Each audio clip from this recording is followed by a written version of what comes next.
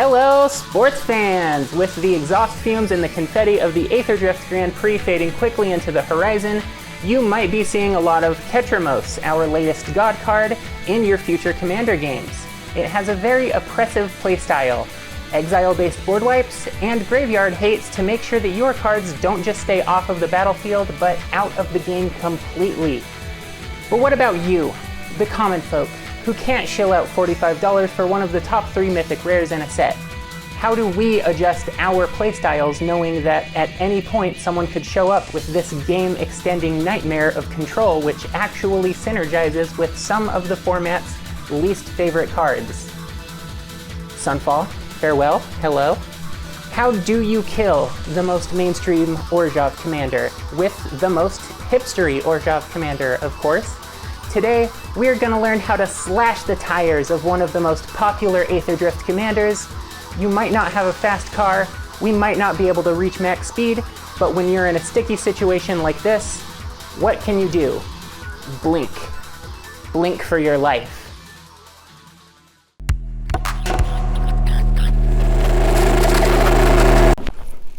So, with Elas Ilkor at the helm of this deck, most people will probably assume that we are running aristocrats.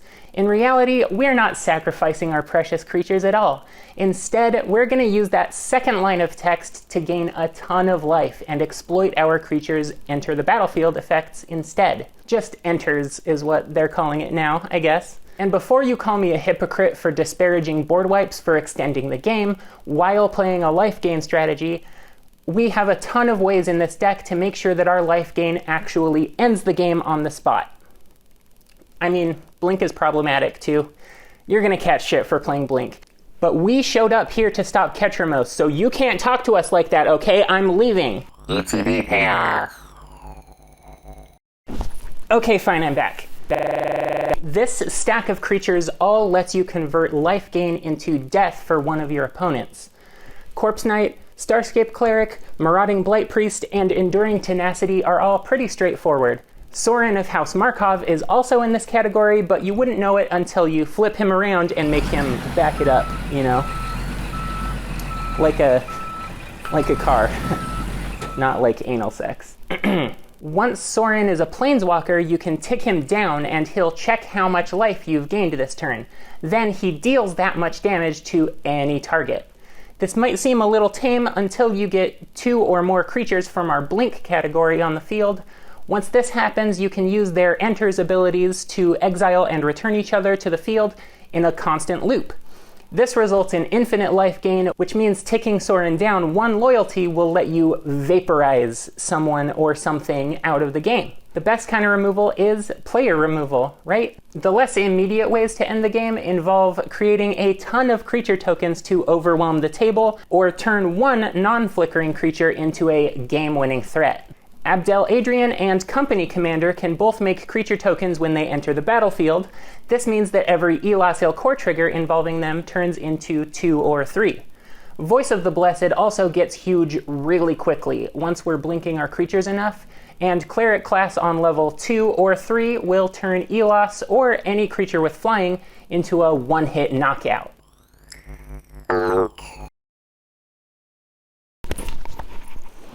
Our ethereal blinking creatures come in a couple of different forms. We've got the immediate flickers, which we only need 2 of to go infinite, and we've got holders or banishers, which we need 3 of to go infinite, and we have slow blinking creatures that keep things exiled until the end step. These are good for letting you swing in. I changed my mind, this is uncomfortable. Flickers. This first category is best since they exile something you control and instantly return that thing back to the battlefield. These include Felidar Guardian, Icewind Stalwart, and Restoration Angel. There are also a couple that do this with an activated ability, but that's obviously not helpful for comboing unless you have infinite mana. The side benefit to this type of effect is the ability to dodge targeted removal. Restoration Angel has Flash, and both Eldrazi Displacer and Gilrain can both activate their ability on top of a removal spell. Your effect resolves first, and the next spell below recognizes your creature as a different instance of the same guy. So that Path to Exile or Go for the Throat will harmlessly fizzle away. If you want a hilarious version of this effect, which also gets around board wipes, Planar Guide is a great guy to have around. He'll protect your entire board from removal, guiding them all bravely temporarily into exile before he himself becomes exiled permanently. It was probably nice for him to just get out there, and I bet he wanted to stay. Don't worry about him too much. I try not to think about it. Sometimes I still hear his voice. I saved you from removal, and this is the thanks I get. Help me! Holders and Banishers. The holder category includes Fiend Hunter, Abdel Adrian, Faceless Butcher, and Werefox Bodyguard. Changeling Hero also does the same thing, but you need to have another creature to exile before you can cast it. There's a common combo with Banishers like this where you use Animate Dead or Necromancy, enchant a dead Banisher, and they blink each other in and out, giving you infinite enter triggers and infinite death triggers. This is really optimal with Elos as our commander because it could win you the game right on the spot. You can even do this for pretty cheap by picking up Last Voyage of the Whatever for under $1. But I'm a green player, and I like my creatures to be friends instead of dead, okay? I don't want Aristocrat combo, I want Creature combo. So if you get 3 of these 5 out at the same time, you can also assemble a loop. For example, let's say that you have Fiend Hunter on the field, exiling a Faceless Butcher, and Changeling Hero in your hand. You cast the hero, choosing to champion the Fiend Hunter.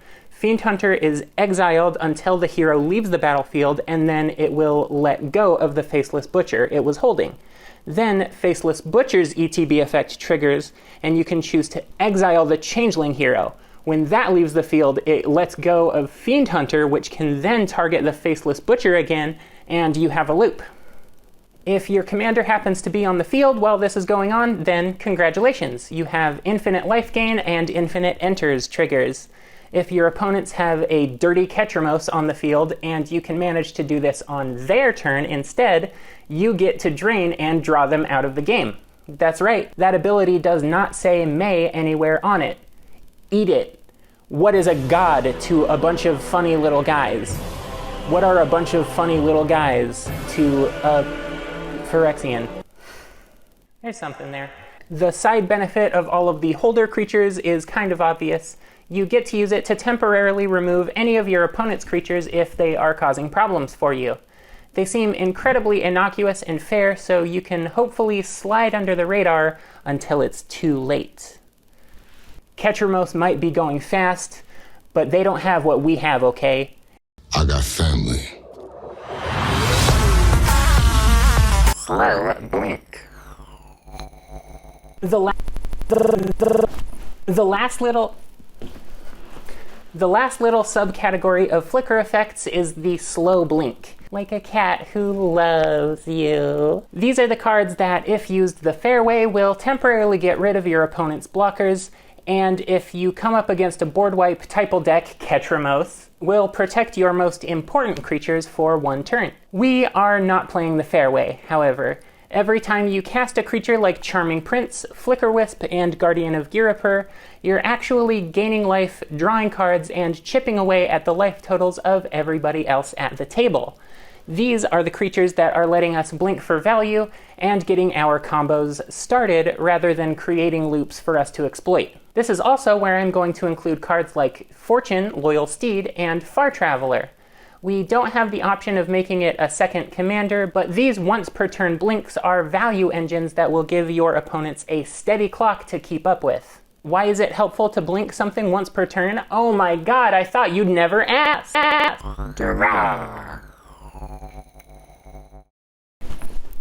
Okay, we have some down-to-earth creatures in this deck that will help us draw into our combo whenever they hit the battlefield. This means that blinking them isn't just a fun way to protect your board and give pseudo-vigilance after combat. Helpful Hunter, Spirited Companion, also known as the Good Girl, Dusk Legion Zealot, and Circuit Mender all draw you a card when you blink them. Clattering Augur and Wall of Omens are great picks for this section if you happen to have them on hand. They're all under 50 cents while I'm recording this, so they're pretty easy to get your hands on. Split Skin Doll usually has the downside of looting rather than drawing, but thanks to your commander, and most of our creatures, honestly, being power 2 or less, you should never get punished for running this. Rumor Gatherer only draws a card once per turn, but the ability to keep scrying through your deck every time you flicker something is still pretty great for card selection. Callous Blood Mage is like having a second copy of the Zealot in our list, but it has the upside of being graveyard hate or giving us a huge board of creatures if you ever need blockers more than you need cards. Speaking of making creatures, we also have Lunar Convocation from Bloomburrow to let us make some bats if we gain and lose life during our turn. This should be made much easier with our vampire buddies and our core commander negating each other when they are blinked. This enchantment also slowly drains our opponents while letting us get card advantage for the low price of 2 mana and 2 life. Rounding out the card draw package is a must-have in my opinion from Innistrad Remastered, Morbid Opportunist. All of the creatures in this deck are just little guys. They're just tiny little guys, and plus it's their birthday. You wouldn't kill this tiny little guy on his birthday, would you? I mean, you probably would. And you're eventually going to have to block with them and sacrifice them to keep your life total up and keep yourself in the game, so Morbid Opportunist at least gives you some cards as consolation. From the grave.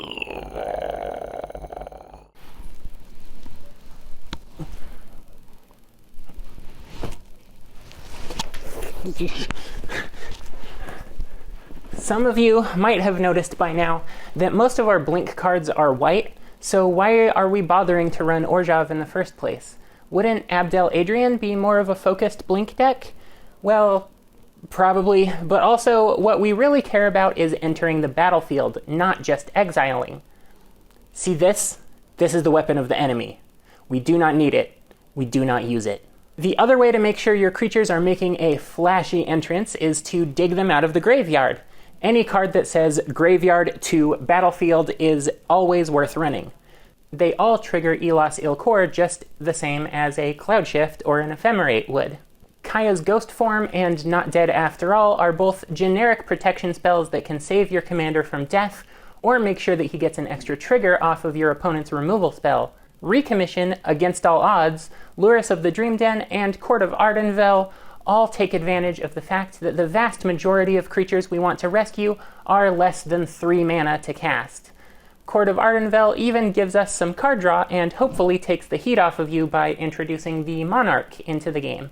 After all, why would you want to attack our humble, tiny little Orzhov deck when that big threatening Ketramose exile deck is over there and also offers you card draw? Savine's Reclamation and Priest of Fell Rites are reusable recursion spells that get better in the late game. And of course, the old reliable Sun Titan is here to repeatedly pull your creatures back out of the grave while being one of the few threatening attackers in this deck. Another cool piece that I haven't seen very much is Hourglass of the Lost. Again, since so many of our creatures cost 2 or 3 mana, this could be a great way to flip your entire graveyard onto the battlefield even late in the game. And if it turns out that you don't need that mode, Mana. it's also a mana rock. Oh, okay, hold on. I just got nauseous for some reason. Whew, okay. I'm somehow getting motion sick in my own house. What the hell is going on? Oh yeah, we run almost every mana rock we can because Orzhov struggles with that, but we also have some creatures that can help get our lands out. Loyal Warhound and Boreas Charger are great if you find yourself against any deck that ramps, and all of the good ones do, honestly. By blinking this guy, you can make sure that your land base is keeping up with the most busted spell in the game, Cultivate. Emalia Benavides Aguirre will also make sure that you're hitting a land drop every turn as long as your commander is out. The board wipe mode is almost never far off either with a life gain commander like ours. Remember that with cards like Morbid Opportunist and Guardian of Girapur, we can make a board wipe feel very one-sided, or even completely take our opponents out in the late game. This also happens to be a great deck for Charitable Levy from Modern Horizons 3, since so much of it is creature spells. I think of this as like a slow rampant growth, and it happens to cantrip, so drawing this in the early game should stop a bunch of decks from ramping and getting their draw engines online faster than you do. Interaction. Oh my god, where was I? For our removal package, we don't want to only take out your opponent's resources, but also preserve our own. Again, sorry, it's just that keeps happening every time I stop talking. I'm afraid that if I pause for too long, I'm gonna get sent to the white space dimension again. Okay, so for our removal package, we don't want to only take out our opponent's resources, but also preserve our own against board wipes and get more value by blinking them. Getaway Glamour, Touch the Spirit Realm, and Aerial Extortionist are perfect for this. Getaway Glamour's removal mode feels especially good in our deck where there are so many low-power creatures. Lauren of the Third Path and Ravenous Chupacabra are both flickerable forms of removal, so hopefully you'll be able to blow up a few threatening cards by playing them, not just get that first ETB.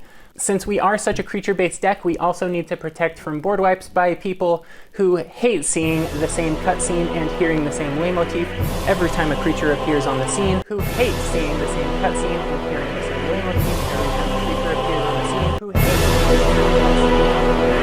Reprieve is a great tool for this, as are our versions of board wipes. These are cards that phase the board out rather than destroying it or exiling it. Ghostway is a mass blink spell that can respond to any board wipe. It's just like Eerie Interlude, but about $5 cheaper. We also have the store brand of Teferi's Protection, which is Perch Protection. It costs twice as much mana, but you get the upside of a bunch of creatures out of it, so I think that's a fair trade personally, but like I said, I'm a green player, I like my creatures. I'm not stopping to talk, I will do this in one breath if I have to. Finally, Inkshield is here because we are in the right colors for it, and you should be leaving up mana to flicker your stuff during your opponent's turns. Hopefully seeing 5 lands untapped in the late game is like a regular occurrence and you're not drawing a bunch of attention from it, so your table won't shy away from that Alpha Strike so you can just get them. Wind base.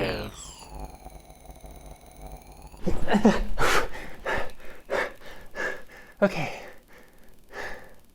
It's not happening again.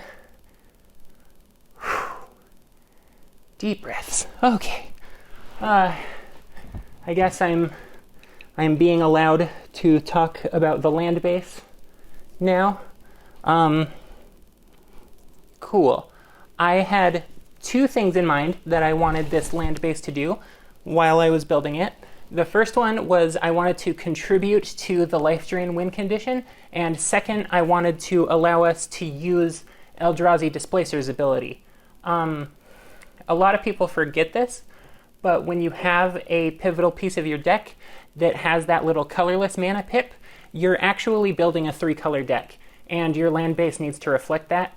Cards like this become dead on the board or in your hand if you don't have some source of colorless mana readily available. I know everyone runs Sol Ring, but like Arcane Signet can't make that thing trigger, and neither can a lot of the mana rocks. Understandably, because of the color identity rule in this format, Commander players aren't really used to thinking about their decks in this way. They don't have to like splash very often, but we have to splash colorless in this deck. So we have 10 sources of colorless mana to minimize the chances that our Displacer is just a dead card, and we always have access to its ability. Our utility lands that let us do this are Access Tunnel, Caves of Koilos, Fetid Heath, Radiant Fountain, Starlit Sanctum, Tainted Field, and Vault of the Archangel. This isn't counting the mana rocks that produce colorless mana either. I also added 1 waste into this list that can be found with either Terramorphic Expanse or Evolving Wilds if we super need it. It's snow-covered because it was cheaper, alright? If you have the cool-looking original waste, you should use that one in your deck instead. I guess I'm not going to stop you. The actual utility lands should be pretty obvious in this deck. They gain us life. Vault and the creature lands, Shambling Vent, and Restless Fortress give us lifelink or life drain. Radiant Fountain is just an extra 2 life on a land, which hopefully translates into everyone being pinged for an additional 2. We are playing this really bad tap land, Scoured Barrens, for the same reason. Every little bit counts when you're playing the life drain strategy. Whew, okay. I'm not even getting lifted out of existence anymore. I'm not going to speak its name. I'm not going to speak the god's name, but it needs to stop flickering me, okay? I know I'm talking shit. Let me finish the section. Leech-ridden Swamp and Starlit Sanctum can use our commander to ping someone, and the Sanctum could potentially win you the game if you get a big Voice of the Blessed on the field. It seems pretty far-fetched, but what if you get it in that one game where it happens? Why would you close yourself off to such a fun, completely random game of chance? Aren't we playing this because we like gambling? Finally, Access Tunnel and Castle Ardenvale are here to get some little attackers through to your opponents. We will need the help because this is definitely a combo list. It's not really good for combat every game. Wrapping it up.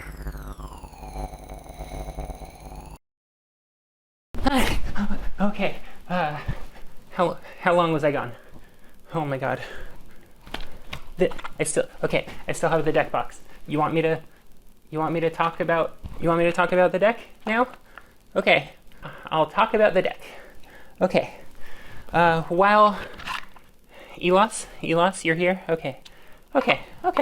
Yeah, sure, why not? While I was playtesting this deck, it was surprisingly consistent and pretty fun. I like building this list where it doesn't do the same thing every time, so I get to be just as surprised as my opponents at precisely what these cards in my deck do in any particular situation. Maybe it's just because I tend to be an unga bunga hit with rock green player, but having a low mana curve seems really underrated, actually. You always have something to do in the early game to establish a game plan, and the fact that this deck is built around blinking means that I always feel like my lines are protected. Like, worst case scenario is just I get a net neutral turn where I draw and play a land and pass. And that doesn't always feel the worst, you know? Is this what the rest of you feel like with, like, your mana curve under an average of 4? This is crazy. I see why you blue players do this. I built specific flickering combos and win conditions into this list, but I was honestly very surprised at how often my regular value pieces like Amalia and Morbid Opportunist ended up doing a ton of damage just on their own. It feels like the first few creatures you play will be controlling Banishers or just blinking to mitigate damage, but after you get 3 or 4 low-cost creatures out on the board, the game just kind of plays itself. It's like you're setting up your little pinball machine, and you get to watch all of the little flicker effects, triggers chug along and trigger each other and create very interesting chaos every single time. I highly recommend it. Please let me know if you have a similar strategy that you've played in the comments. I do read the deck building tips that you all share, and I appreciate how helpful and nice they have all been so far. Remember to like and subscribe if this video helped you build your next commander deck or inspired something fun, because every time you subscribe, I get this feeling, and every time you like, I swear I could fly. Thanks for watching until the end. With your help, maybe against all odds, we can defeat the most heinous board wipe type of commander in the world. I'll see you. Oh god, I shouldn't have said that.